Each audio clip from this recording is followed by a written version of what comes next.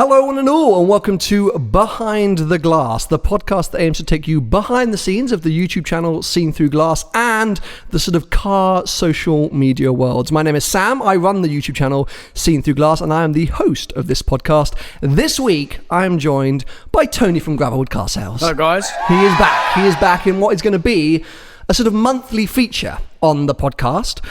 We are going to be doing sort of Tony's tips, Tony's car sale tips, cars to buy, cars to sell.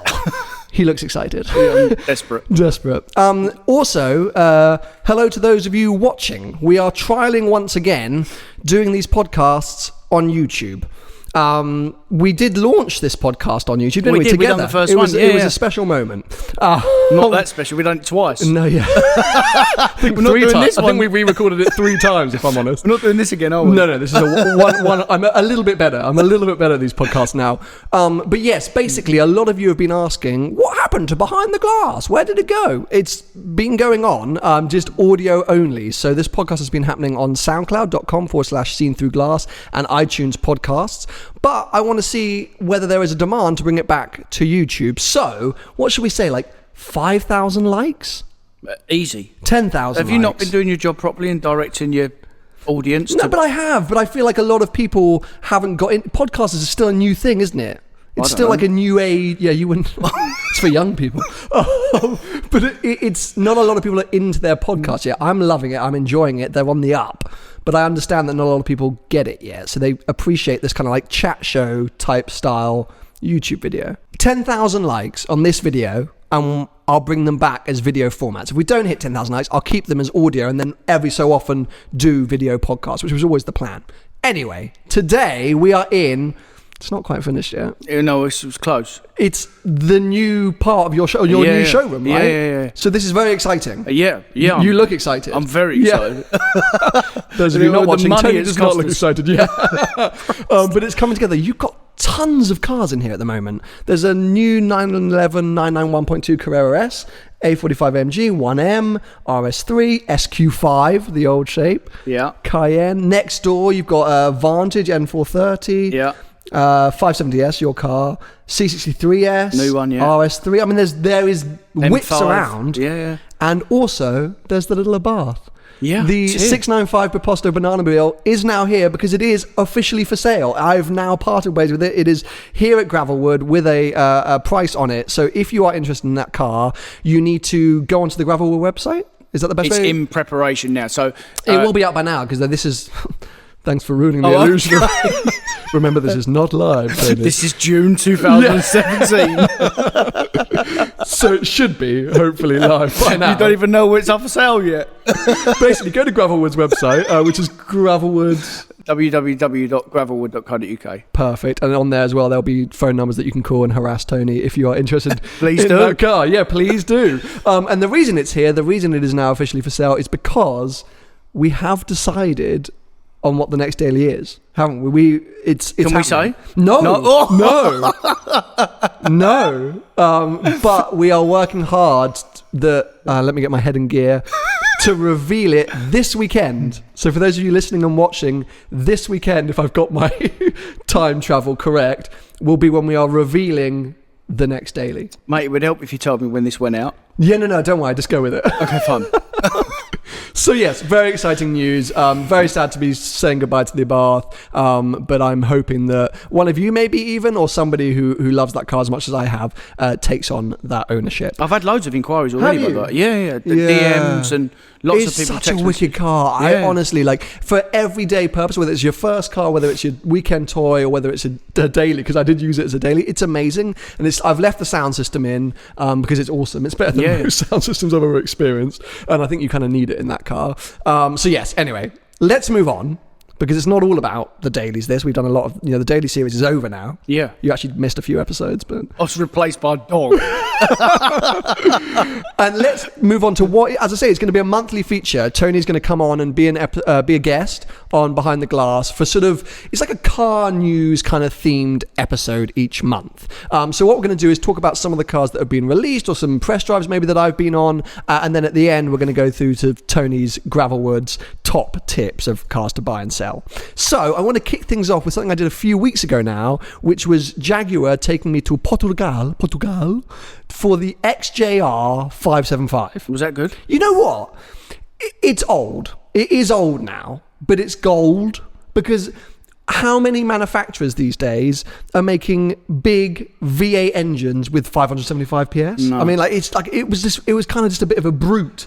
It felt like an old dinosaur in a really aggressive, nice way. So just a facelift version of the It's old not even car, right? it's not even really a facelift. Okay, I mean, I think if fine. you've got the XJR, it's probably pretty similar. Okay. It's got this nice new thing that Jags are doing in all their cars called the Reaver Band or something, which is basically makes it look like you're in a boat. It's actually quite cool. It's a really subtle thing, but it's quite cool. But it's a big car. Like, I don't know about you, but I don't drive that many big That's huge. saloons. That's a big, long... 7 Series BMW or S-Class, right? That's exactly where it sits as a rival, but this is a big, shouty Jag.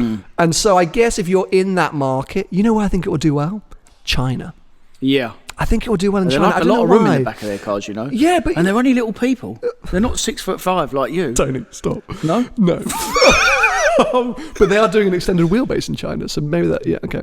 Anyway, yes, it was, that car spins its wheels. I mean, it just is like a machine made to do burnouts. But the F-Type are all the big, fast Jaguars. They're all the same. And I have to say, that's why I love Jag at the moment, Yeah. because they're doing stuff that a lot of other manufacturers are kind of shying away from. Yes, they've just introduced a 4-cylinder F-Type, so they are obviously doing that as well.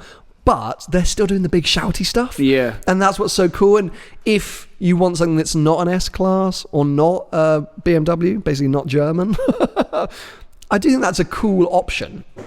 I think their biggest problem is the Range Rover, which obviously is the same company. But Good point. Because all now... the chauffeurs now... Yeah, just Range Rovers. Range Rovers or Extended S-Class. wheelbases Range Yeah, Rovers yeah. or...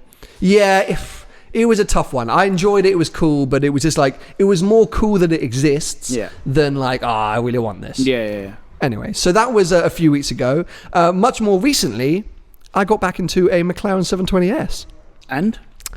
Well, you know what? I think when I first drove that car, I misunderstood it because there was so much hype. There was so much build up. This is basically the next P1. It's as quick as a P1. It's going to be amazing. It's raw, blah, blah. And then my first experience was driving it through Rome and then on the motorway. And then when we tried to put it into race mode, it broke.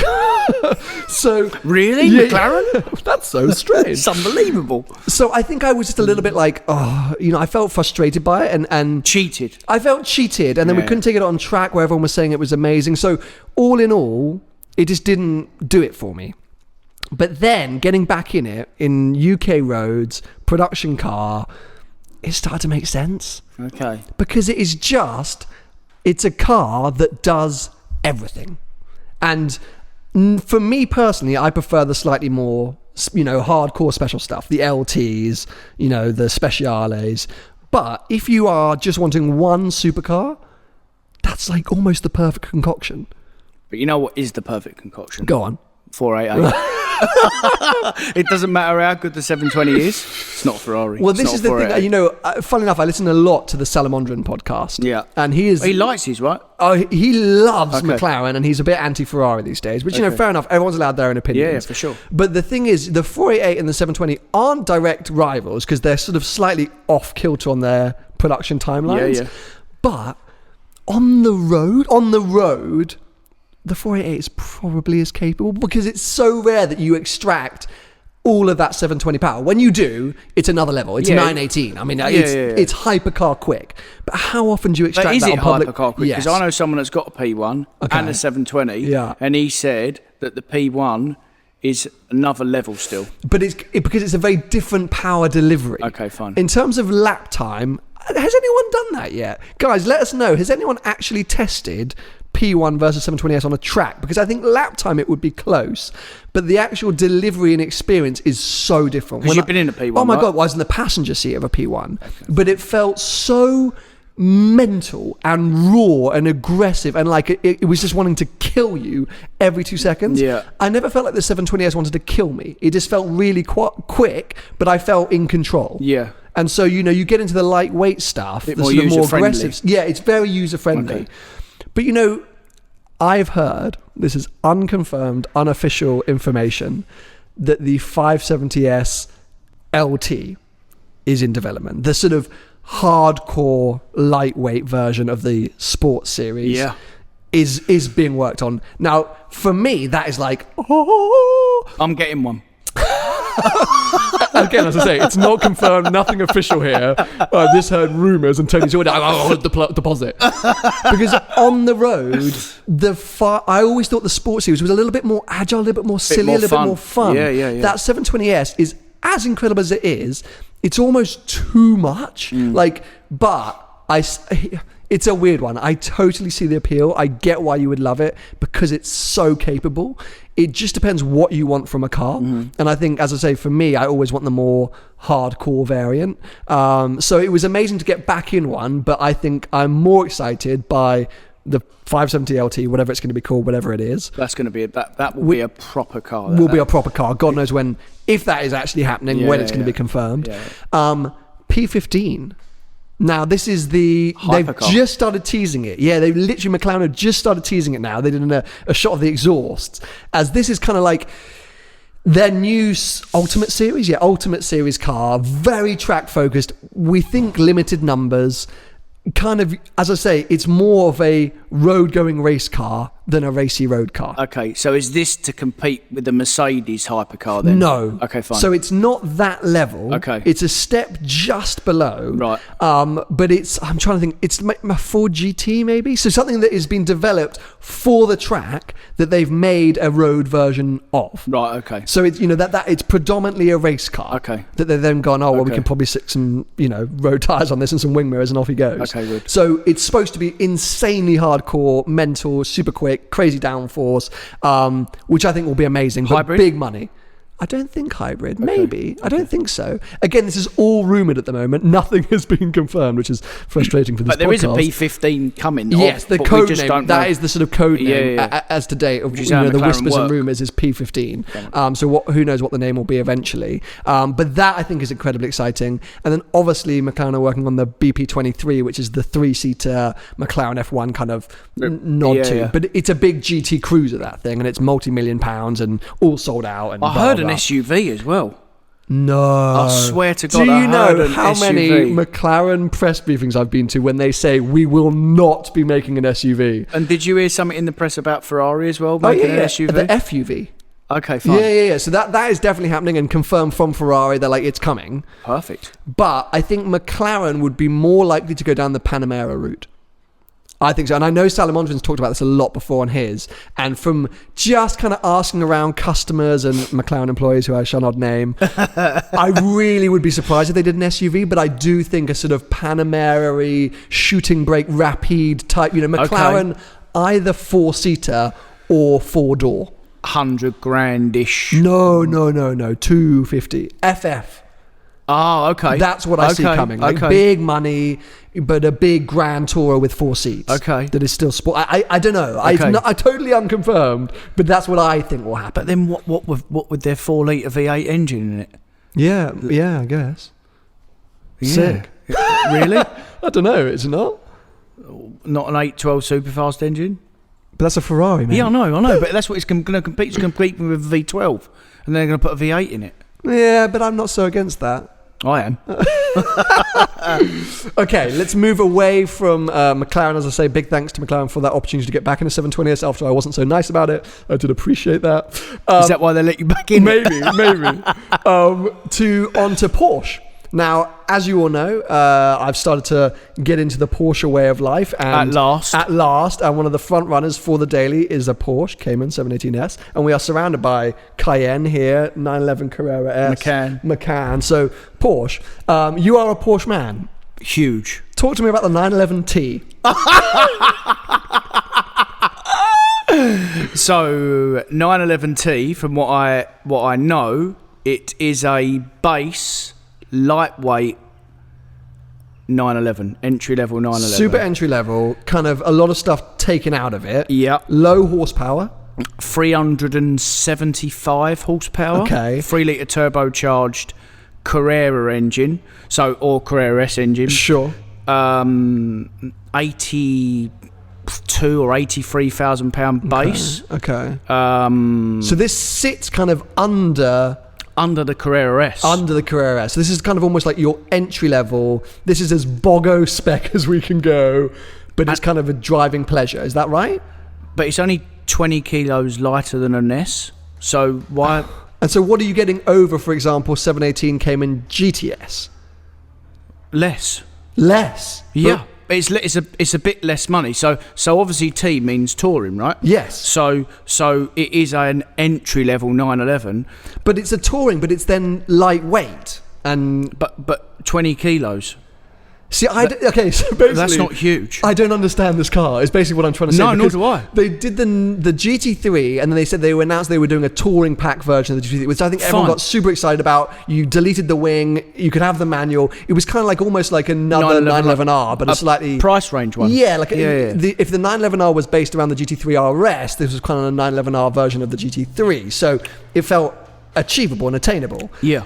Then they brought out this 911T, which is like, I just don't understand the point of it. Like, because would you not get just a 911 Carrera S and just get a manual one? Or just buy a GTS?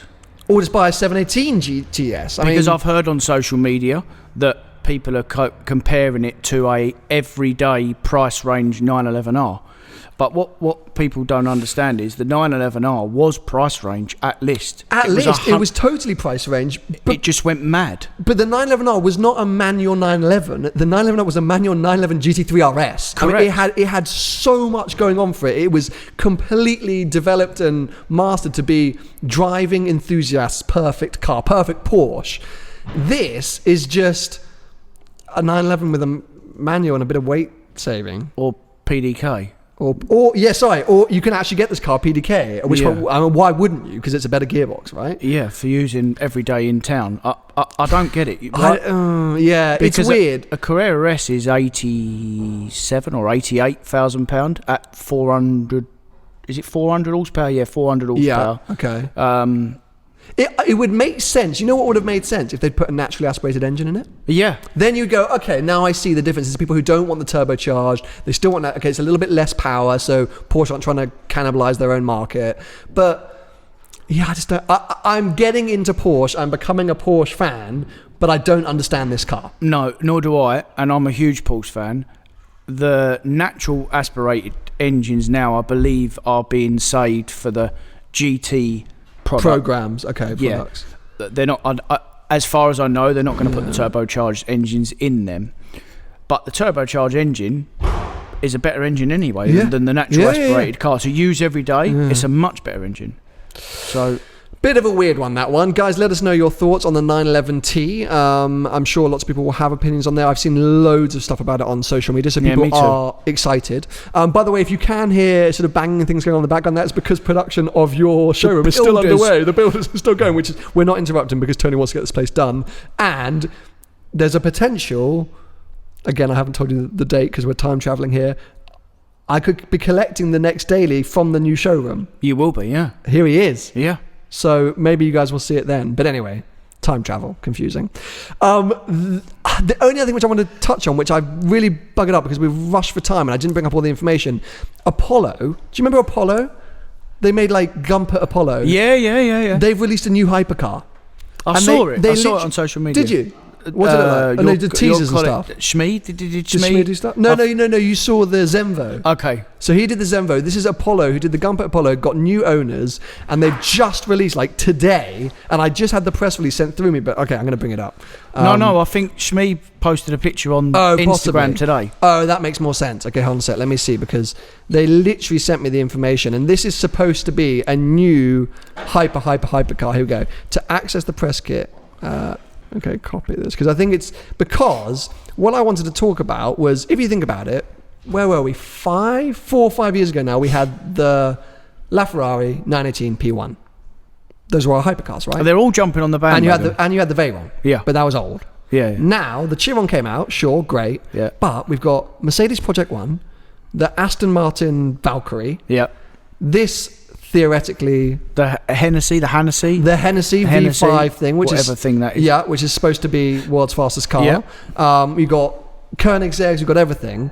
And so I just think it feels like there's this new age of hypercars that, apart from Mercedes and like I guess Aston Martin, but it's through Red Bull, just feels a bit like a break from the old mold of Ferrari, Porsche, McLaren. Maybe we're waiting for a Lamborghini hypercar. Don't say the Centenario because I'll just punch you all. It's an event store with a body kit. But are you not excited by that? Like, do you not, or do you think you would prefer to stick to the old? Like, are you not excited by an Apollo? God, I wish I could bring up the name. I'm not excited by it because I can't afford one.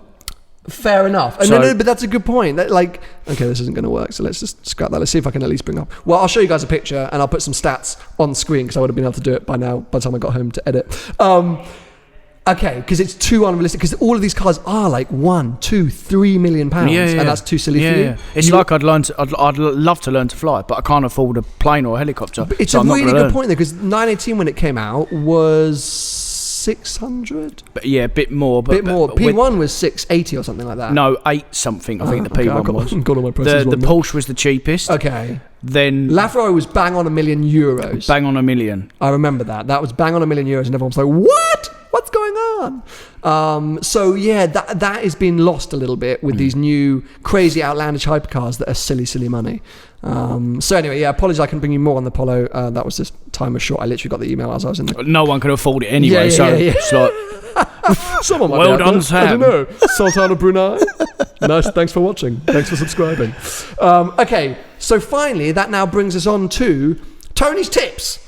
Oh, God. Tony's tips. So, as I say, whilst this whole episode will be a monthly feature, this segment as well is going to be a regular feature. And what it will be is some weeks Tony will decide on the sort of categories or the selections himself, but we also want suggestions from you guys. So, let's say you're hunting for a car and you've got a 25 grand budget, then tell us, and Tony will say 3 cars that you should be buying for 25 grand. But we're also doing cars you should sell. You get a lot of cars passing in and out of here. You know, things that are depreciating. You know, things that might be replaced. Yeah. All of these different things, you know, bubbles that might be about to burst. So we're trying to offer some good consumer advice, basically. We'll try. So, Tony, tell me, number 1 car to buy right now. So, can I just go manufacturer? Because there's lots. So wait, what category are we doing? So we're gonna do supercars. Supercars category. This week. Okay, category is supercars, and the first manufacturer you think? Anything used Ferrari. Really? That's interesting. Sub 10 years. Okay, but I would argue anything used Ferrari. However, would you go and buy a brand new GTC4 Lusso with 1,000 miles on the clock? Yeah, if you can get one. Would you? Yeah. If it's 300 grand? Shall I tell you why? Please. Ferrari have just announced from January next year, 7% price increase on all their models, apart from 1 or 2, which I don't care to think about. So wow. Okay.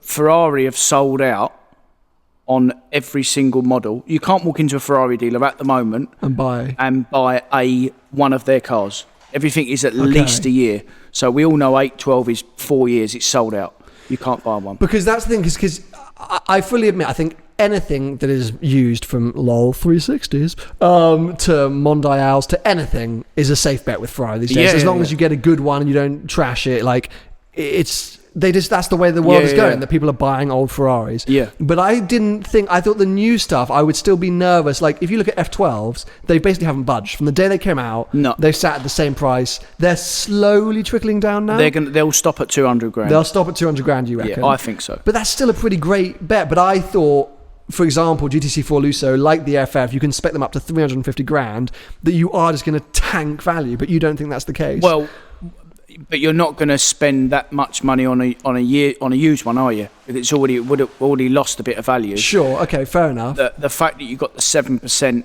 price increase. Okay. You can't buy one new anyway because there's a waiting list for them. Fine. You can't say to Ferrari, "Can I have one now?" Yeah. No, they go. Sorry, sir. Sorry, sir. It's 18 months or however long. They take 20 grand off you, and you got to wait. Or you give you a Cali T in the meantime. or they say buy a Portofino, which is at least another year as well. Portofino, yeah, that's exciting. Okay. By the way, I do realise that, not everyone listening, supercars aren't always going to be super relevant, which is why we want your suggestions. We're just doing this time because we thought it would be interesting to talk about this category, but that's why we want your suggestions moving forward. So we'll be sure to announce on social media before we're doing these episodes to get these categories in. Anyway, continuing with supercars, number 2 on the list. Number 2, Porsche. Oh, okay. New? Anything new Porsche or anything Porsche in general? So I don't want people to misunderstand that they think they can buy a Ferrari or a Porsche and not lose any money. Right. Because I know on social media especially that people perceive that they drive cars around. Sure. And they don't lose any money. I never get that because I do this as a job. And I lose money on my personal cars, and this is my job. So you are always going to lose money on something you buy. Sure. And you have to expect to because it's depreciation. It's a car. It's an asset. It's a depreciating asset. It's a car. It's not a house. No, exactly. But you minimise your loss buying certain manufacturers. Okay. So this is just your advice in general, like good cars to buy that are going to hold value reasonably well, going to be great cars, going to treat you good, and then you hopefully won't crap a brick. It's not buy these cars to make money. That's not the advice. Not on a normal run-of-the-mill stuff. That's not what I'm saying. Okay. And to drive a 200 odd grand car around, I'm using the Ferrari as an example, and you lose 10 or 20 grand, that's perfectly acceptable, I think. Sure. Unless you're very lucky, you've got to expect to lose something. Yeah, of course. It's you can a car, blow you put miles on it. And Yeah. Okay. You can blow 30 grand a year driving a Range Rover. Yeah. Okay. To drive a car more than double the value of that, you've done well. You've done well. Okay. Porsche the same. Number 3? Number 3, I'm going to go a bit older and a bit more reachable, essentially. So I'm going to go for manual V8 R8. Okay, interesting. Up to 50k. Value or miles? No, value. Okay, okay. With 20 or 30,000 miles on it. That is a steal. Yeah. I mean, it's a proper supercar still. That's like a really full-on. You get the gated gearbox, like I got on the 360. Don't buy the R-Tronic. It's awful. That's awful. It's slow, clunky. Yeah. Yeah, you don't want it. So the manual, you're more engaged, more reliable. That would appeal to more people. Wow. Okay. You know what? I'd almost forgotten about those cars. Yeah. The Gen 1 V8 R8's manual. Yeah. What a wicked car for under 50 grand. Yeah. And you'll get a nice one for that, Why don't we consider that as my next daily? Because you've already got a supercar. Yeah, no, good point. Anyway. Okay, good shout. So that's your kind of like affordable supercar almost that you could go out there now. And you think you're going to do reasonably all right in terms of value with that car? You don't think it's gonna dip much lower? No, because I think I think the cheapest you can pick them up for are like 40k. Okay. So it's always good to try and look at the older models. But the thing is with the R8s at 40k, price-wise, you're going to get like not a nice one. No. Not got proper history. Yeah, sometimes with the older cars, don't always go super low on the value. Yeah, they've not been looked after. You're going to spend more looking it up. Yeah. Okay, awesome. That's our first go at Tony's tips of cars to buy right now, or cars to look into buying right now. So troll me if you like. I don't really know what I'm talking about. Yes, you do, Tony. Don't talk yourself down. On the flip side, 3 cars to sell. So this is if, as I say, this is not, get rid of your car immediately. But if you are looking to change at the moment, or you've had a car for a little bit of a while, what should you think about getting rid of? What are the new facelifts coming out that are going to kind of go bad on value? What are the emissions regulations stopping us doing? So I'm going to go for 3 cars. Emission regulated because of the new rules. Yeah. Anything pre-2010. Anything pre-2010. Diesel. So get out. Range Rover especially. Really? Yeah, so the V8 diesel Range Rovers, before they put the new 3-litre diesel in. Get out. Get rid of them. Wow, okay. Yeah. A few manufacturers started to announce they're bringing the scrappage schemes back. Yeah, they're all doing it, which is backed by the manufacturer, not the government. Okay. So look into that. Yeah, look into it for sure. The next car I'm going to say, it's an M product car as well. Ooh. They are good value for money, but when they go wrong, they're terminal. Oh, really? Yeah, so a V10 M5. V10 M5. You know, that's really interesting because it's a car that I think a lot of people see the V10 and go, oh my God, like it's relatively affordable. It's big power, it's big engine, it's BMW. Yeah. But they can have big problems. They have, the running costs are awful. Really? They use a lot of oil. Wow, okay. They chew gearboxes.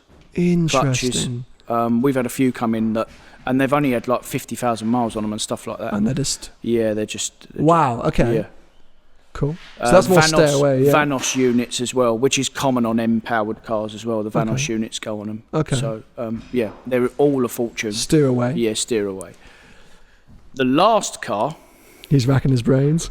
I'm going to go for Aston Martin. Oh, okay. I'm not going to go too hard on it because I've got 2 in stock. You know what? I'm the biggest fan of Aston Martin as a brand, and that M430 you got next door I think is amazing. But anyway, let's move on. And we're not talking about the M430 in general. I'm just talking about that period of Aston Martin. The new one's coming out. Yeah, I just got invited to the launch of it in November, literally just now. Yeah. Which I believe is very heavily AMG. Yeah, it's very Merc. Now Aston have got their partnership with Mercedes, as was seen in the DB11. Yep. Heavily Merc influence, which can only be a good thing, I think. Yeah. Can only be a good car. thing. Yeah.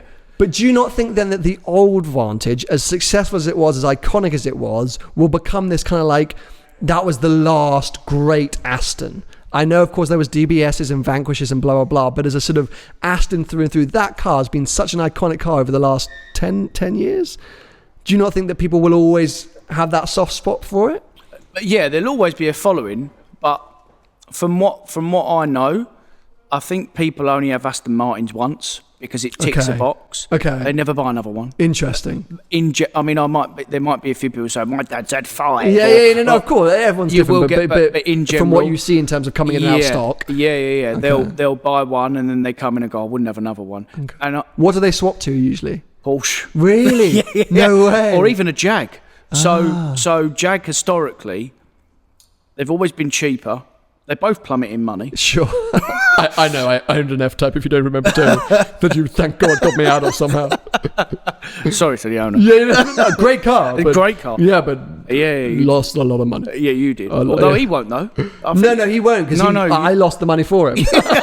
And he scooped it up for me, so good on him. Yeah, absolutely. So the Jaguar has always been the better car than the Aston. The Aston is fundamentally 30 years old. It's a very basic. It's a very old. The car. manuals I think are better. Like the tech and everything in there is what shows up as being dated now, and a lot of the components and the feel of it. But I had to go in that V12 Vantage S manual from Dick Lovett down in Bristol, and I thought it was amazing because they got rid of a lot of the crap. You know, like it was very raw and basic. It just felt like a hot rod. It felt like someone had got a chassis of a car and stuck a massive engine in it and put a gearbox and off you go. But I think also, I would say you probably got lost in the emotion because it's a terrible car. It is a terrible car. Honestly, I really just think they're not up to date. When you look at all their competitors, Jag, Porsche, can you put Mercedes in? Maybe you put Mercedes in. So basically, if you are thinking of buying one, like me, you could get caught up in the emotion, and you are going to get a lot of that. But you kind of want to look at it almost like a short-term ownership experience. Like buy one for a year, tick a box, and move on. Don't buy a lifer. Aston Martin, because that's when you're going to get into trouble. So like, for example, M430 you got here, Vantage outside, that would be a great car for someone to come along and go, you know, I just want a fun car for 6, 12 months. Money. Exactly. That's all that, and that's why I kind of want to bring you back from the brink a bit, because a lot of people I know see the advantages like that could be my first supercar, because you can pick them up relatively affordably. 40 grand, you get a good one. So I think as long as you have it's taking your advice, reading between the lines, as long as you view it as, okay, a bit of fun for 6, 9, 12 months and then get out and move on, except you're going to lose a little bit of money. Yeah, you will. You're going to have a good time. But if you go, right, this is my next car for the next 3 years, that's when you're going to be in trouble, because you'll lose a big chunk of money, things will go wrong, trouble. If I can get my time traveling calculations correct, this weekend will be the reveal of my next daily, which of course Tony has been instrumental in helping source. But I also need to give a slight shout out and more information obviously on that too, Magnitude Finance, because once again the wizards at Magnitude Finance have come through and enabled me and helped us find a great car and get me in it and make it affordable. And anyway, more on that to come, because there's no point in talking about it now until you guys know what car it is and blah blah blah. But I just love those guys so much, I have to always give them plugs. Anyway, let's draw it to an end here, because I think the builders are keen to get on, and I keep seeing your other salesmen poking in here trying to take stuff on test drives. So we're going to wrap it up, guys. I hope you've enjoyed tuning in and listening. I hope you've enjoyed this sort of first sub episode of Tony's Tips. And for those of you watching on YouTube, make sure to give the video a thumbs up if you want to see more behind the glass episodes on YouTube, and we'll bring it back. I'm going to go for 10,000 likes, and that will be 10,000 likes, and we'll do regular YouTube videos. For now, if you want to follow the podcast on audio, it's Seen Through Glass on SoundCloud and iTunes. So soundcloud.com/Seen Through Glass, and on iTunes podcast, just search Seen Through Glass. Tony at Gravelwood Car Sales on Instagram, www.gravelwood.co.uk on the website. And that's probably Twitter. it, I think. Twitter at Gravelwood. Gravelwood Car. I think. Singular. I've got 2 accounts. I'll tag him on the when this podcast goes live. Anyway, guys, thanks for tuning in. We'll catch up with you very, very soon. Cheers, guys.